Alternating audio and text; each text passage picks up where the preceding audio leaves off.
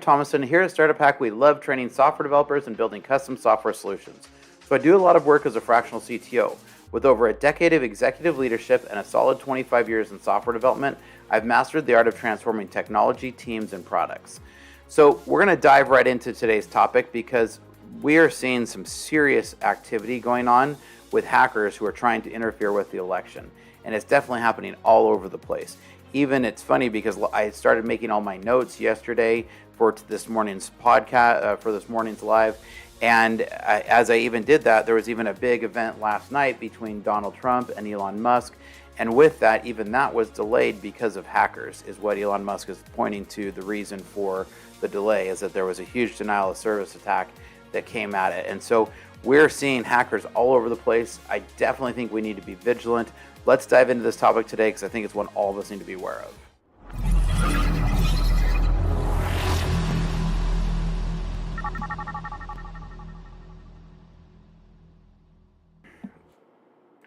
All right, so let's jump into our topic today here. Now, let's cut right to the chase. Foreign countries like Iran are trying to meddle in our election, and they're not doing it for fun. They've got a very specific agenda, and I think a lot of the media is trying to be kind of quiet about this, but I don't think this is in favor of the American people. Reports show that Iran is pulling out all the stops to prevent Donald Trump from winning the 2024 election, and I'm just going to say it the way I see it. And so, why? Because they know that Trump is a force to be reckoned with on the global stage. He doesn't back down, and that scares these foreign powers. So why do they do it? They want to target the alternative, who's Kamala Harris. They would rather have a softer president, as we've seen in the last 4 years, with softer foreign affairs. And we all know that Trump is one that the world is afraid of, right?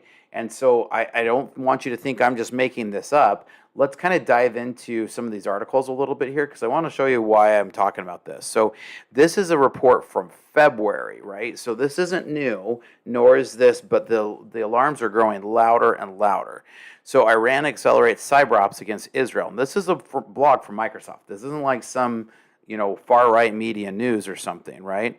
Since Hamas attacked late in October, Iranian government-aligned actors have launched a series of cyber attack influence operations to help Hamas cause 42% increase in traffic, despite early claims. As war progressed, Iran actors, they went on to talk about how Iran has interrupted TV services. So they're talking about all of this. So we saw this originally with the war going on over there, and that Iran was, very influenced in the war of the Israel-Hamas war, right? So we see a lot about that, and I'm not going to dive into the politics around that. But then we see that Trump starts, reporting recently that his election campaign accuses Iran of hacking his campaign, right? Now, we also see from the AP, right, which is supposed to be a non-bias, that they're accelerating their online activities and that it appears to be influencing U.S. elections, in one case targeting a presidential campaign with an email phishing attack. And Iranian actors also have spent recent months creating fake news sites and impersonating activists, laying the groundwork to stoke division and potentially sway American voters. Now, this is what I find really funny. The finding of Microsoft's news threat intelligence report shows Iran, which has been active in U.S. elections in the past. Report goes a step beyond anything U.S. intelligence officials have disclosed, giving specific examples of Iranian groups. But then the funny part here is the report doesn't specify Iran's intentions besides sowing chaos, though U.S. officials have previously hinted that Iran particularly opposes former President Donald Trump. I think this was really hard for AP to admit because there's not a whole lot of hidden bias here, right? Like, AP is definitely left-leaning without a question. U.S. officials have expressed alarm about Tehran's efforts in seeking retaliation. And I get that they're upset about the war and everything, right? But report also reveals how Russia and China are exploiting the political to also do the same thing. So Microsoft's report is showing that both are doing this. Now, again, I'm not making this up, and I don't want you to think as I report the rest of my report here from what my findings have been and from what my assumptions are coming together with it. So even this morning, again, I was doing a lot of research yesterday. to be ready for this morning. And then even this morning in the morning brew, which I scan every morning. It's a good one to scan here. Even the morning brew this morning talked about a couple of things, right? As Elon Musk talks to Trump, right? One of the first things we see is that they had a discussion, but it was technical glitches initially made the interview impossible. Musk very straightforward came out, said it was a huge denial of service, a huge DDoS attack. He said one of the largest that he'd seen, DDoS attack. And then as we get down in here, foreign hackers ready dirty election. Cybersecurity pros are among the most vital campaign staffers this election season, along with speechwriters and meme slingers. The potential for cyber chaos came to the fore when Trump campaign said this weekend that it was hacked by foreign sources hostile to the United States after at least 2 news outlets were sent internal campaign information. Trump's team referenced a recent Microsoft report. So notice that it's all Trump. FBI is investigating the suspected hacking in Iran as well as attempts to hack here back when that was the ticket. So, and Trump advisor, according to the Washington Post. Experts see the hacking of the Trump campaign as an alarming throwback to when Russian operatives hacked Hillary. So, they were trying to, back then they thought they were, trying to get Trump. Now they're definitely anti-Trump.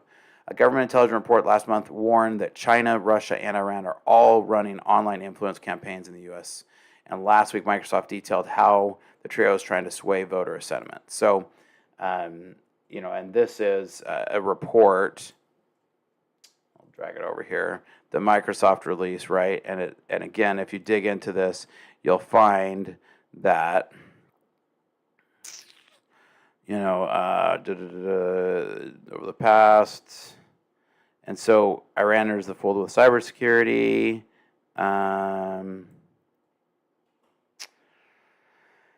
During the U.S. president, but you can see that it's definitely targeted toward Trump, right? And so we're seeing these more and more heavily towards Trump. So looking forward, we expect Iranian actors will employ cyber attacks against institution candidates while simultaneously intensifying their efforts to amplify existing divisive issues with the U.S., like racial tensions, economic.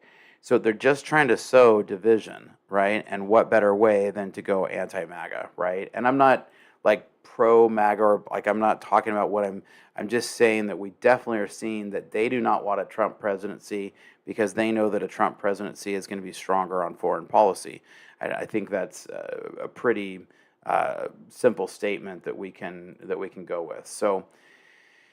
Now, why do they want Kamala Harris? It's simple. She represents everything these foreign adversaries want in a U.S. leader, someone who they believe they can manipulate, someone who will take a softer stance on issues that matter to them. Iran doesn't want a president who will stand up to them. They want someone who will play nice, and that's exactly what and that's why they're keen on meddling in the election. We've seen that Harris is the weaker candidate with things like border and other policies without a question. And so I think that these are all safe statements. But let's be clear about what's at stake here. If foreign countries like Iran are successful in swaying the election in favor of Kamala Harris, we could look at a very different America because it was influenced by these foreign powers. Again, one that is less secure, less respected, and more vulnerable to foreign influence. This isn't just about one candidate versus another. It's about national security. If Iran knows that they can push Trump around, that they can't push Trump around, and they're betting that they can push Harris around. And I don't know if that's a gamble that we can afford. So, but more importantly, Iran, and what we all need to be vigilant on, is Iran's cybersecurity is definitely ramping up. Iran has been ramping up its cyber warfare capabilities, and they're not shy about using them against the U.S. From phishing attacks to disinformation campaigns, they're pulling out all the stops to destabilize our democracy. Why now and why so aggressively? It's because they see the 2024 election as a pivotal moment, one where they can either face 4 years of Trump's hardline policies or get a more favorable soft approach with Harris. So they're betting on the latter, and they're using every tool in their cyber arsenal to make it happen. They're also just trying to sow discord, right? Global implications for a country like Iran, China, and Russia, they all see this as a green light to get to push their agenda with the election this fall. So Trump's stronger stance on issues like sanctions, military strength, and economic pressure would likely be replaced with a more softer approach with a Harris presidency. And so this sounds, and ultimately the biggest problem here is no matter what, if they get their way, it proves that America has become weaker and that they're able to manipulate us. And that's definitely not something we want to get into. Now, the battlefield isn't just physical anymore. It's so largely digital. And right now, Iran is waging a war against us.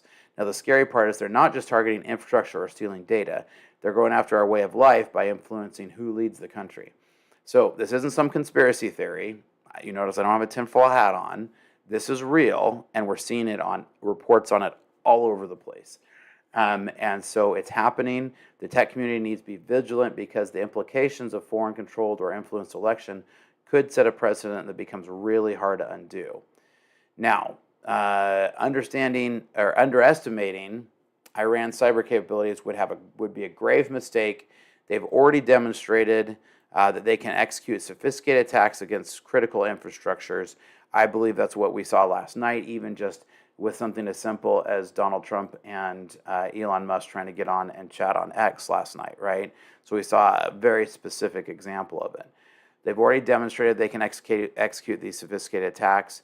And so if they get Harris elected, more importantly, it's because they manipulated the future election, this election, and they know in the future they can manipulate elections as well. And they really can destabilize the U.S. by sowing that discord. So this isn't just about the 2024 election. This is about the long-term future of American democracy. So I think it's really critical that we push back, especially in these technical roles, against Iran. And I hope the U.S. government is becoming strong and will push against that. I don't have the strongest confidence in our current administration. I don't have enough confidence that they're going to push back against that. I would like to see us go more on the offensive with the cybersecurity. I think we have the ability. I think we have the talent. I would like to see them do that more because this isn't just about the 2024 election. To me, this is a declaration of war. You come in and you hack, and there's all these known things from Iran, Russia, and China in a cybersecurity threat against our democracy. I think Trump has proven before, and it's my opinion that Trump has proven before that he's not afraid to stand up to countries like these and to go back at them. And I think if he were in the White House right now, I think we would see a retaliation on the cyber front. And so what does that mean for us if we're allowing foreign actors to influence our election? I think it's a strong question to our current administration to ask why we aren't retaliating, right? And I think it's a risk we can't take. So at the end of the day, it's up to us, the American people, to decide who leads our country. And I personally, I'm with Elon Musk. I want to see somebody who's much stronger. I think we all witnessed as Trump was shot at. The first thing he did was stand and pump his fist. That's not something that you can fake, right? That's a scary moment for any human. And I think at this point we need to get a stronger leader. We need to do so with a full understanding of the stakes. I think we need to be beefing up our cybersecurity in the government. I think it needs to become we could look at it becoming an entire branch of the military. But I think we have to ask ourselves, why are we allowing this to happen? So in conclusion, I think we should be worried. I think we should be looking and watching and vigilant. I think we need to be watching where we're getting our news sources from. I think we need to be absolutely informed for ourselves. The fact that Iran and other adversarial nations are so invested in preventing a Trump presidency should tell us something. And I think it does. I think it tells us that Trump's policies are the strength and on the world stage that people are afraid of a Trump presidency. Now, Kamala Harris is the candidate that they prefer. And that might be another question for you on if you really want a candidate that foreign powers prefer. So in 2024, the stakes are higher than ever. I think every election we say that. I think every election they do actually get higher. I think we need to watch out for this. Now, do you think I'm wrong? Do you agree? Do you disagree? I love having a good, healthy conversation. So make sure that you comment down below. I'm doing a podcast either later today or tomorrow on just going through some comments that somebody left for me. And so I love having a great, healthy discussion. You can totally disagree with me. I actually enjoy when people disagree with me. Not in a bad way, but just I think that it gives us a good, healthy, I think America is all about the ability to have our different opinions. So I'd love to hear your thoughts. And here at StartupHakk, we love to train software developers in our coding boot camp, and we love building custom software solutions. So reach out to us today and make sure to hit the links down below. Also, make sure that you check out our previous code samples. We do love, to help, and we have made hundreds of different coding samples out there. So make sure you go and check those out, and make sure you download those free code samples. There's over 500 different free code samples. So otherwise, make sure you leave a comment to say hi, and we will catch you guys next time. Make sure you like and subscribe to the channel, because we bring you lots of great tutorials and tips that every developer should know. See you next time.